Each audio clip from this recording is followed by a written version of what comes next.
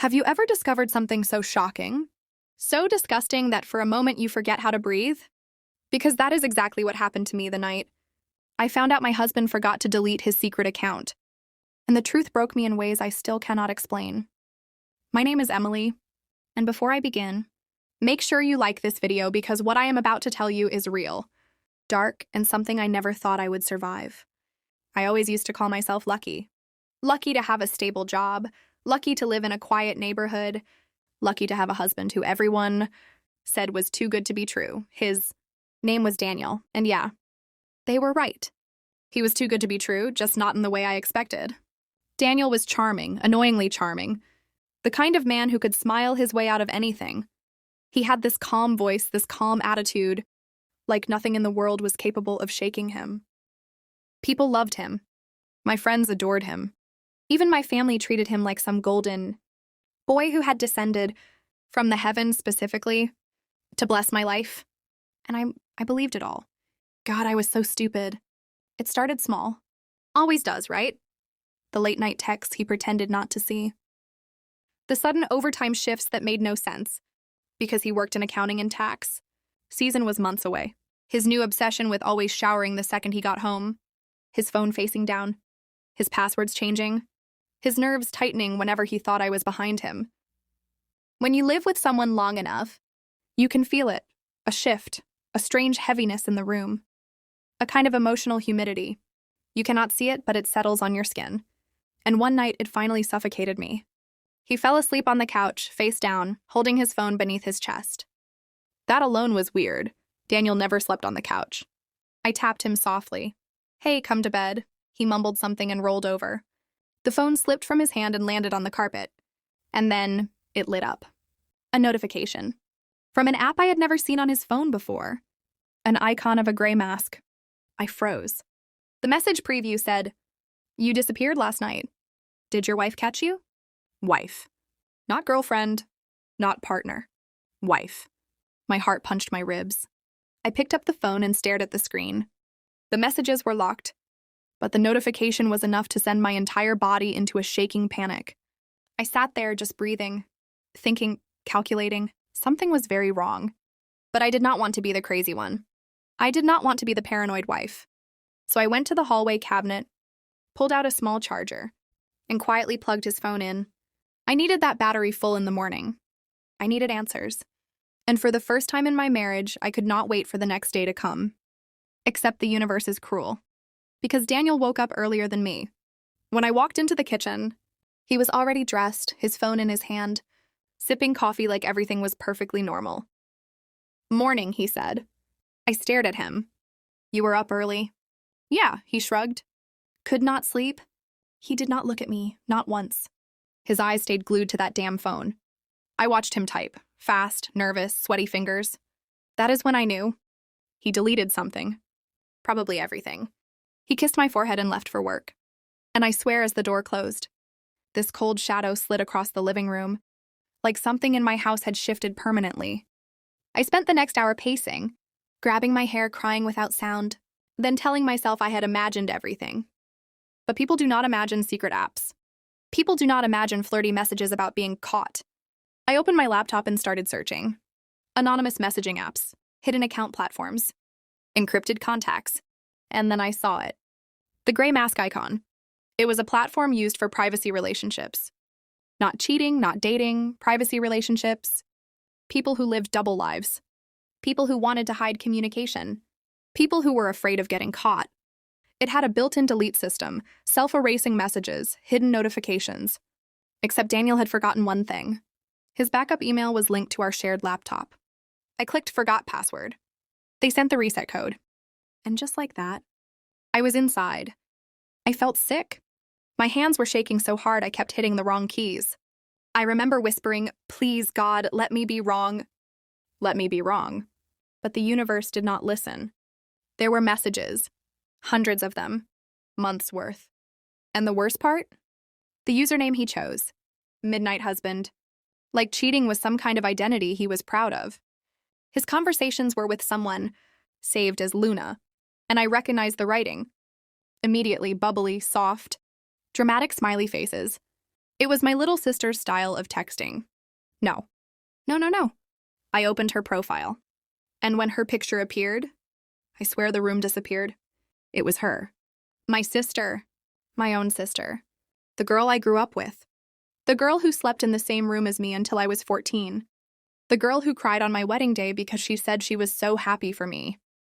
She had been messaging my husband for 8 months. She called him Danny. She told him what she wanted to do to him. She talked about the nights they spent together. She complained that I did not appreciate him like she did. I sat there numb, staring at the screen, one hand on my chest, the other covering my mouth because I could not breathe. My husband. My sister. 8 months. My heartbeat slowed so much I thought I was going to pass out. Then I scrolled. God help me, I scrolled.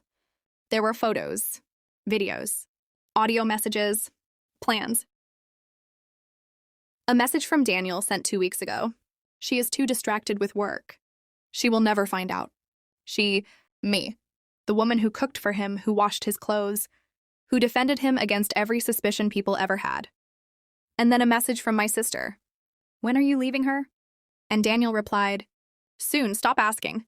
That was the first moment in my life I felt something inside me die. Not break. Not crack. Just die. I closed the laptop slowly, stood up, walked to the bathroom, and threw up until my throat burned. I rinsed my mouth, stared at my reflection, and for the first time ever, I did not recognize the woman looking back at me. That was not Emily. That was someone else. Someone colder. Someone harder. Someone who had nothing left to lose. When Daniel came home that evening, he kissed my cheek like nothing was wrong. Like he was not touching me with the same mouth he used on my sister. I wanted to slap him. I wanted to scream. I wanted to burn the entire house to the ground. But I stayed quiet. Because revenge needs silence. So I cooked dinner. We ate together. I laughed at his stupid jokes. I asked about his day. I pretended everything was normal. Meanwhile, my mind was already building a plan. A perfect, quiet, devastating plan. Step 1, gather evidence. Step 2, secure my finances. Step 3, remove him from my life so thoroughly he would never recover. Step 4, make sure my sister felt every ounce of betrayal she put into me. And then, step 5, walk away like he had never existed. The next morning, I told him I was taking a week off work to rest. He looked relieved, like maybe he thought my exhaustion was because of my job, not because of him. But during that week, I did not rest. I prepared. I met with a lawyer. I opened new accounts. I saved everything, screenshots, messages, photos, timestamps. I even visited my sister. She smiled at me, hugged me, told me I looked tired. I watched her carefully, wondering how someone who shared my DNA could lie so easily. I asked about Daniel. Her face twitched. Got you. This was just the beginning. And she did not even know it. On the 4th day, Daniel told me he needed to work late.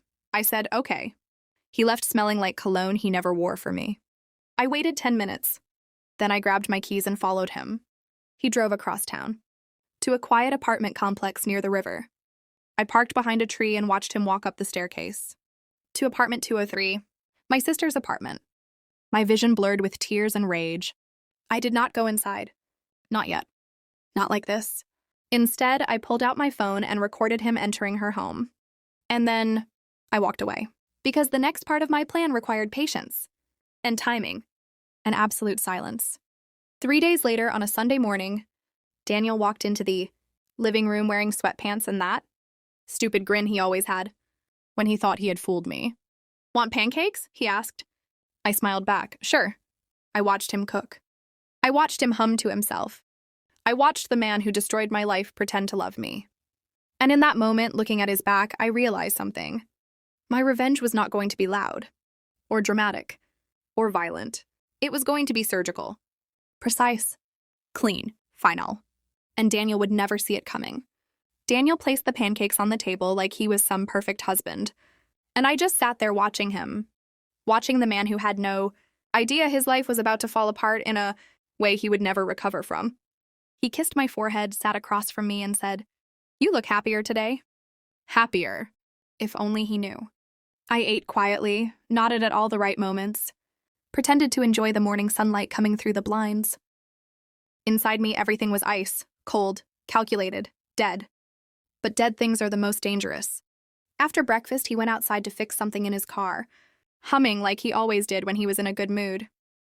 I watched from the window, my fingers tapping slowly against the counter. He was cleaning the windshield, wiping it with those big, steady hands I used to love. Those same hands touched my little sister. I swallowed the rage, breathed deeply, and whispered, "Not yet." That afternoon, I texted my lawyer. It is time. I had spent the entire week setting up every piece like a chessboard, quietly transferring money into my private account, documenting every message, every photo, every video. I even found out that the apartment he went to was being paid for using our joint credit card. That meant legally, financially, he could not run. My lawyer had everything prepared. The petition, the evidence, the financial freeze request, the restraining clause. All it needed was my signature. But I waited one more day, because Monday would hurt him the most. That night, Daniel climbed into bed beside me and rapped, his arm around me like nothing had changed. I kept my breathing steady even though my stomach twisted. "Are you okay?" he whispered. "I am fine," I said softly. He pulled me closer. "Good. I hate when you are upset." Upset. He had no idea what upset even meant. But soon he would. He fell asleep quickly. He always did. And as he slept, I stared at the ceiling until the clock hit 3:12 a.m. Then, slowly, I slid out of the bed and went to the kitchen. I opened my laptop and wrote 2 letters. One for him, one for her. I did not threaten. I did not yell. I did not insult. I wrote the truth. Cold. Sharp. Undeniable. At dawn, I showered, got dressed, and left for my lawyer's office. I signed everything in less than 10 minutes. The moment the pen lifted, I felt something leave my body. Something heavy, something rotten. By the time I got back home, Daniel was still asleep, and that made what I did next so much easier. I placed the divorce papers on the kitchen table with the printed screenshots. I placed the key to our house next to them, and then I quietly packed one suitcase. Just one, and left my wedding ring on his nightstand. No goodbyes. No dramatic speech. Nothing. Revenge does not always need noise. Sometimes silence is the knife that cuts the deepest. I drove to my mother's house an hour away. She asked why I was there so early. I just said I needed space. She did not push. She never did. By noon, my phone was blowing up. 15 missed calls from Daniel. 10 from my sister. Dozens of messages. I did not open any of them. At 12:47 p.m., Daniel sent one final text. "Emily, what did you do?" I smiled. Because that was the moment he realized the game had shifted. That evening, I finally opened his messages, not to respond, but to read. The first ones were panic. "Talk to me. What is going on? Why did you leave? Where are you?" Then they grew desperate. "Please answer. Emily, please. I am sorry. I am so sorry." Then came anger.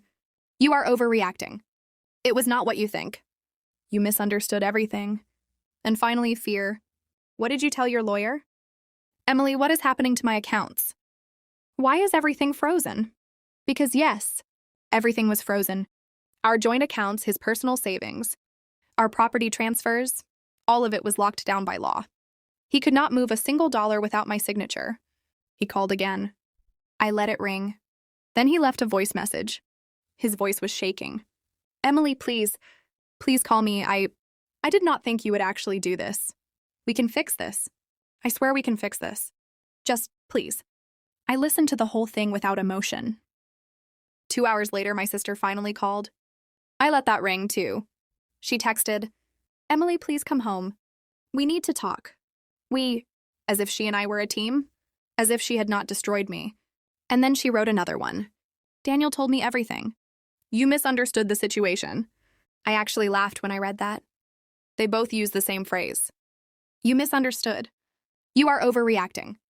The oldest trick in the book. Blame the woman. Gaslight the woman. Make her question her reality.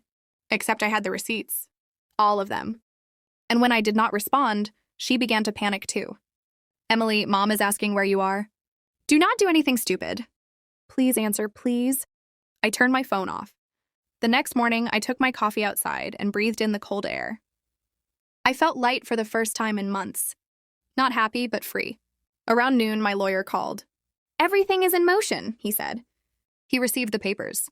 I nodded. Good. He continued, by the way, Daniel hired an attorney this morning. A very expensive one. Of course he did, I replied.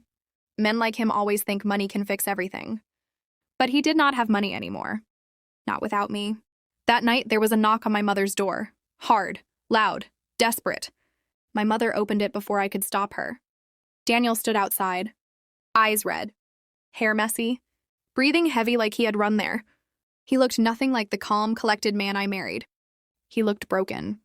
Emily, he breathed, stepping forward. Please. My mother glanced at me. What is happening? I stepped outside and closed the door behind me.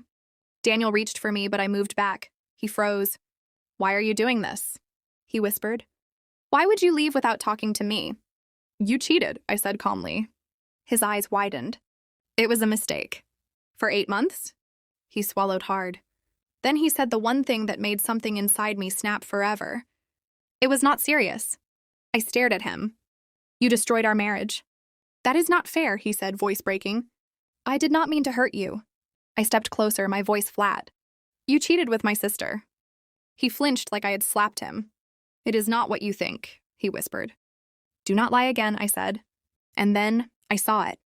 The exact moment he realized he could not talk his way out of this. His shoulders sank.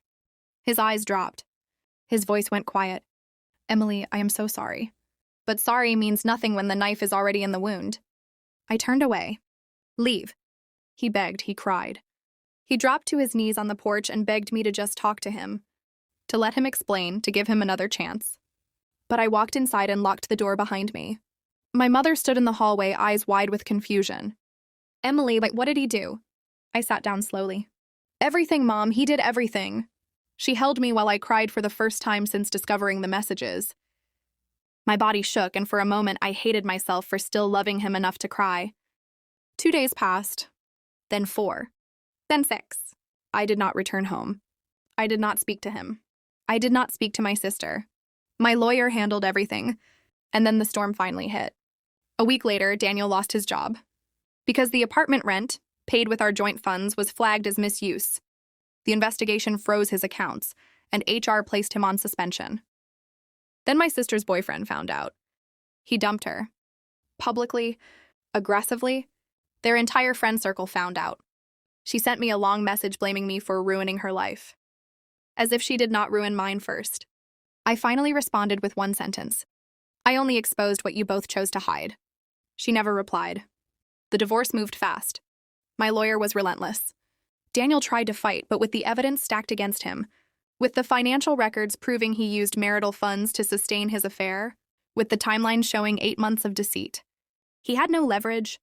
When the settlement finalized, I walked away with almost everything. The house, the savings, the car, the investments. Daniel walked away with debt, the apartment lease, the penalties, the lawyer fees, and his guilt. The day I signed the final papers, he waited for me outside the courthouse. He looked thin, pale, exhausted. Can we talk? He whispered. No, I said softly. Emily! His voice cracked. I lost everything. I looked him in the eyes and replied, so did I. He shook his head. You do not understand. I cannot sleep. I cannot eat. I keep thinking about you, about us. I wish I could take everything back. But you cannot, I said. That is the price of betrayal. He wiped his face with shaking hands. I still love you. I stepped away from him. I loved you too. And now that version of me is dead. He stared at me for a long time. His voice was barely a whisper. Is this really the end? Yes, I said. This is the end. I walked past him, down the courthouse steps into the sunlight. And I swear I felt the ground beneath me shift. Like I was stepping into a new life. One built on truth, not illusions. That night, alone in my mother's guest room, I lay in the quiet darkness and whispered the final truth out loud. He cheated for months, and I stayed quiet. Until the perfect moment, and silence gave me everything.